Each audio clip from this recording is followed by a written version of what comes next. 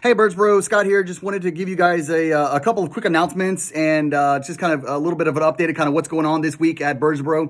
Particularly, here we are in the midst of Holy Week, Monday of Holy Week, and just wanted to kind of let you know how we're going to look at that, what we're going to do with Holy Week, and how all that stuff's going to unfold. And I've asked a couple of different people to bring some devotional thoughts over the next couple of days, and so we're going to post some videos here on the Facebook page, kind of walking you through some of the stuff that Jesus walked through on this last week of his life, this Holy Week. And but before we get into that, I kind of wanted to give you an update of where we were. Obviously, it doesn't look like we're going to be meeting together inside the building this week for Good Friday service and Easter service. And so with regards to Good Friday, we're going to post a Good Friday service. Will be on the Facebook page and the YouTube page on this Friday night at 6:30 p.m. So look for, in one of those two places, whatever is easiest for you to like or easiest for you to watch. And also wanted to mention that when it comes to the YouTube page, I think we sent out a link the other day with regards to that. If you would go to that and hit subscribe, that one lets you know when we're live on that page or when we've posted something to that page, you'll get a notification. And the other thing that it does is when we get a certain amount of people subscribe to it, then it kind of opens it up to us to be able to do more with that page. Right now, all we can really do is post videos to it. But if we get a certain number of people subscribed, it opens up our options. We can do more with it. So if you would, please subscribe to that. If you don't have the link, let me know, and we'll get it sent over to you. Just make sure you do that over the next couple of days, and we'd love to be able to utilize that tool in a better way. But it only happens if you guys can help us out with that. So Good Friday service, 6:30 p.m. Facebook and YouTube is where we're gonna have that. So log in one of those two places. And part of the Good Friday service is going to be communion. We're going to have communion together. So this will be the first time we've kind of done it like this. Obviously, there's been some changes with the way we do communion since I got here a little over a year and 2 or 3 months ago. So this one's going to look a little bit different as well. We're going to do it from our own home. So if you get a chance this week, run out to the grocery store, pick up some bread, pick up some juice, something like that. Or if you're home, you're not going to get a chance to get out to the grocery store, find some bread, find some crackers, find some juice that you have. Or if you've got milk and cookies, have that. I don't want to take away from the holiness of the moment, but I want us to realize that the important thing behind what we're doing is that we're doing this together. It's not about the bread and the cracker and the juice or any of those things. It's about the body and blood of Christ being broken and poured out. And so that's what's important about communion. And so we're going to do that. We're going to really just kind of live that out and see the importance of that with regards to the elements that we might normally take. And so find something around your house this weekend so that you'll be able to take communion with us on Friday night at 6:30. Make sure you tune in one of those couple of things. The other thing, obviously, we're not going to be able to meet together for Easter. It's the way it is looking right now. And I know we're all missing this opportunity to kind of see one another and interact with one another. And I know these Zoom meetings are helpful, and there's been some, and we're getting through those, and hopefully you've been able to be a part of that. If you're not on one of the Zoom things that's going on right now through one of the regular small group meetings, then let us know. We'll find one that you can kind of get tugged into. It's really easy to do from your own home. You just kind of log in and you're able to see some of the church. But in order to kind of facilitate, we can see more people, I'd like for you guys to do something with us this week of Holy Week. We're going to go through and read a couple of different stories when it comes to Holy Week, when it comes to the things that Jesus did the last week of his life. And I want you to maybe recreate some of those stories. Find some way that you can be creative about something that Jesus did the last week of his life. We're going to talk about a couple stories to give you some idea, but read through the last chapters of each of the Gospels, and you'll get an idea of some of the things that Jesus did. And then take a photo, take a picture, just living out or recreating whatever that is. It can be really in depth. It can be really creative, or it can be really, really simple. It doesn't make a difference. It can be funny, or it can be serious. It can be serious and we'll think it's funny, or it can be funny and we'll think it's serious. The important thing is that we're in the story throughout the week, the Holy Week stories, and that we're getting to kind of see one another in a way that we wouldn't normally get to do it.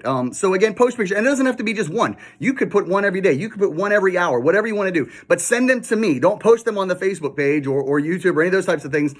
Send them to me. What we're going to do is we're going to create a slideshow that will show on Easter Sunday of kind of this is what Jesus's last week looked like through the eyes of our church people, BNC. And if you've got some ideas or some questions about that, then let me know. But sometime tonight, sometime this evening, my family will post a very simple one.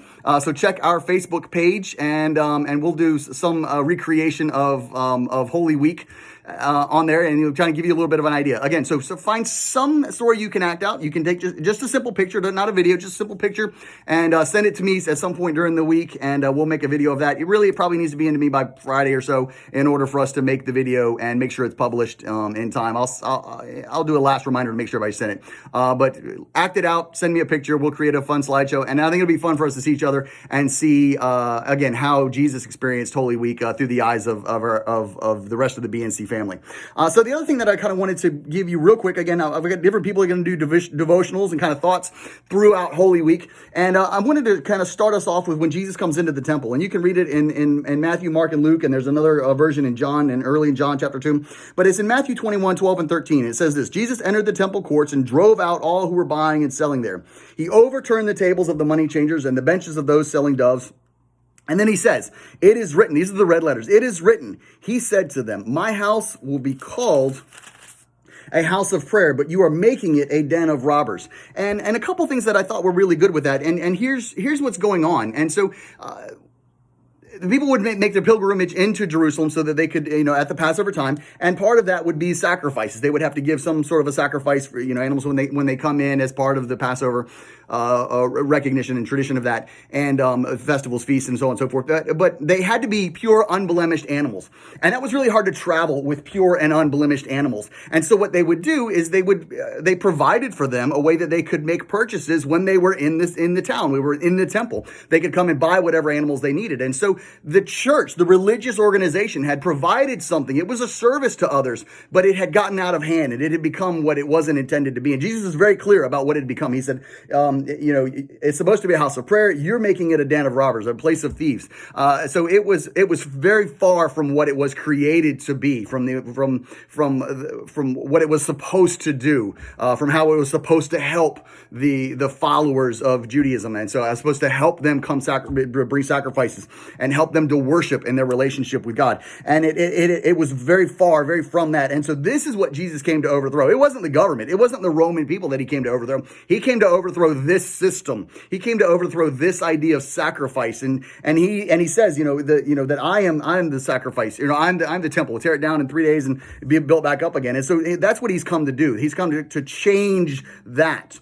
He's come to change what was in place into making it what it's going to be in place for the future, that he was the sacrifice. He's the one that laid down. And then I think it goes a step a little bit farther than that. In 1 Corinthians 13 or 3:16, it says, "Don't you know that you yourselves are God's temple and that God's Spirit dwells in your midst, that you are God's temple?" And so here's what I think he's trying to say to us in the midst of that. And here's what I think that we need to kind of look at and figure out how we do and what this looks like is, what in our life does he want to overthrow? What in your life does Christ want to overthrow? What is no longer what it's supposed to be? What in your life has become distorted? What in your life has become diluted? What in your life has become unholy? What in your life has become a distraction from what Christ or what he intended it to be? What in your life has become defiled? And that's the thing that he wants to overthrow. And we all have something. We all have something in our lives that's defiling us, that's dirtying us, that's not what it's supposed to be. We know that God is kind of